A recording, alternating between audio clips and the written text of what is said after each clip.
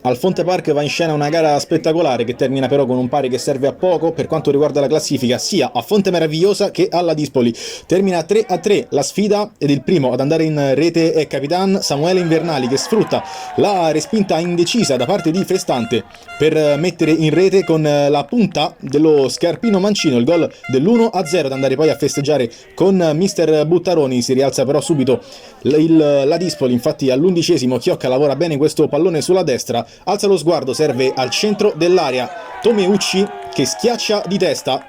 riuscendo quindi a firmare subito l'1-1. Dopo aver servito l'assist è proprio Chiocca ad aprire e chiudere l'azione che confeziona il 2-1 per il Dispoli. Lui di prima intenzione a lanciare nello spazio Cristiano La Rocca, che largo a sinistra ha spazio per andare punta Invernali, lo salta secco, mette questo pallone in mezzo e poi Chiocca controlla e calcia, firmando la momentanea rimonta del Dispoli, il vantaggio da parte dei tirrenici.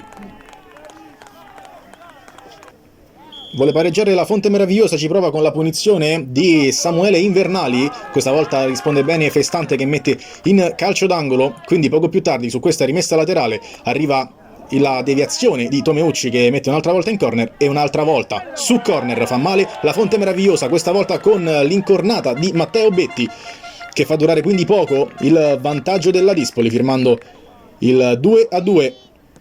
Ancora Invernali su punizione, questa volta si aiuta con la traversa Festante, poi riesce a salvarsi il portiere dei rossoblù. Ma su quest'altro calcio di punizione c'è di nuovo la zuccata di Betti che firma la doppietta personale, mandando a riposo la Fonte Meravigliosa in vantaggio per 3-2 dopo la rimonta e la controrimonta dei gialloblu.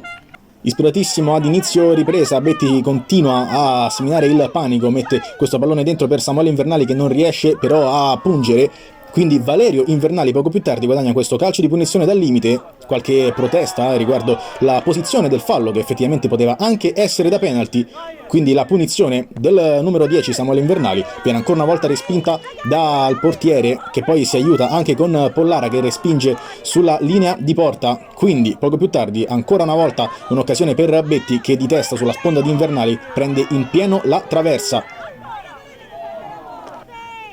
La Dispoli però non ci sta, vuole il pareggio e lo ottiene poco più tardi, un altro assist per Chiocca e poi la chiude Bellini che trova il diagonale perfetto con il destro a far male verso il secondo palo ed a bucare Luzzi. 3-3 al Fonte Park.